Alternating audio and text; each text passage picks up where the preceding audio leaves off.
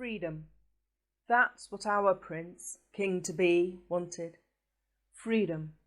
From the martyrdom of democracy, the acorn of England's mighty oak, whose father fled the battle betwixt protectorate and monarchy, fled from promises of accusations and fallacies, wanted freedom and restoration.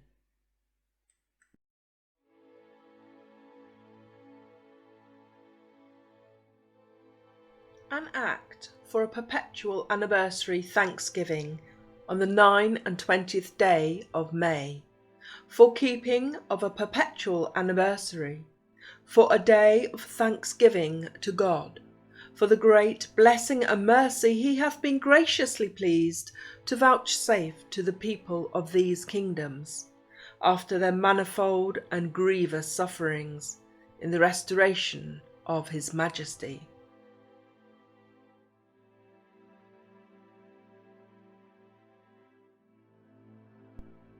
England's liege, Charles II, by the grace of God, King of England, Scotland, France, and Ireland, defender of the faith. We restore you to our hearts, and beg forgiveness for our parts in the devastation of this wondrous land.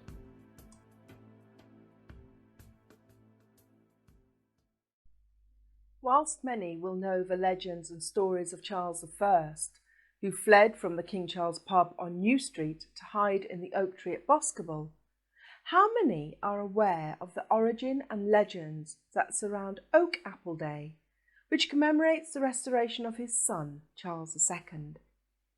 An oak apple refers to the apple-shaped galls found on oak trees which were used to make ink, and in some places were known as shick-shacks. How appropriate is it that the day which wrote the story of the restoration and demise of the Protectorate is named after both the tree Charles I hid in and the ink his son used to sign his coronation papers.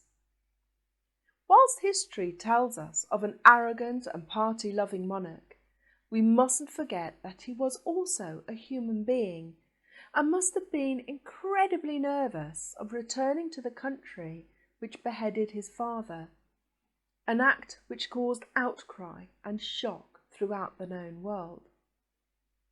As well as being the date of the Restoration, 29th of May 1660 was also the 30th birthday of Charles II. That's quite a birthday present. People were expected to commemorate the day in various ways, or else face the consequences at the hands of their peers, and these traditions are still followed to this day. The day has many names: Oak Apple Day, Restoration Day, Royal Oak Day, Shick Shack Day, Oak and Nettle Day, and Yak Bob Day.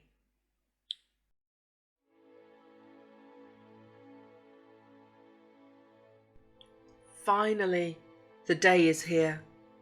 I pause as my horse prances at the city gate to review the muster in front, behind, aside. Flags flutter and flounce as the breeze catches the cries and huzzas of the people. My people. I must remember, these are my people, and I serve them as much as they serve me. I am welcomed today, as much as my father was hounded away. I will have this day marked in perpetuity, in thanks for the restoration of my given right.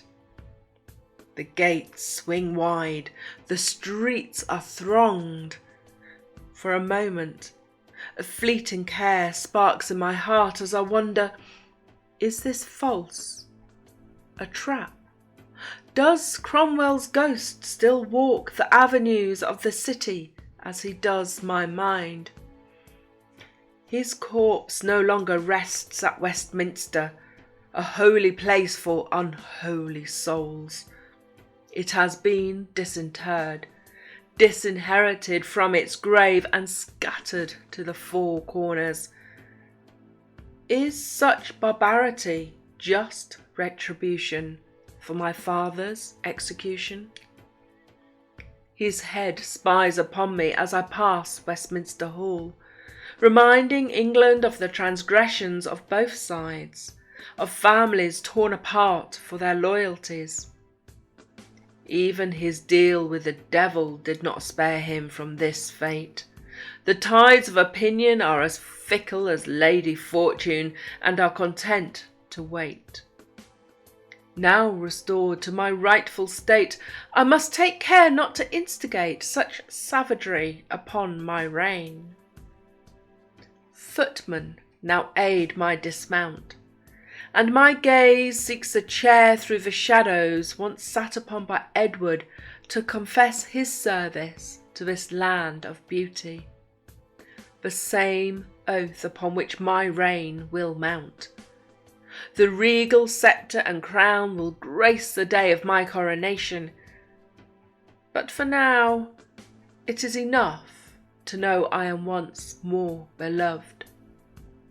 The country will be reminded of the majesty of my father, who chose the majestic of trees in which to seclude his personage, the majesty of our royal lineage. The annals will be spoiled in ink as black as the souls which call down the shades of heartbreak upon my people. That is the greatest gift I could receive on this day, the 29th of May, my 30th birthday. The country will be reminded, and those who refuse will be thrashed by nettle, stung by the barbs of my loyal peers, and pinched to remind them of their neglect of me. Churches and houses are to be adorned with the sprigs of oak and bells of good wishes, while mourners pass their palls across the lych gate. Stonemasons will sharpen their chisels, and the masses will place their posies of oak apples at my sculptured feet. Ghosts of Cromwell's visions will haunt the echoes of time, but for England, the glory of monarchy's restoration will forever shine.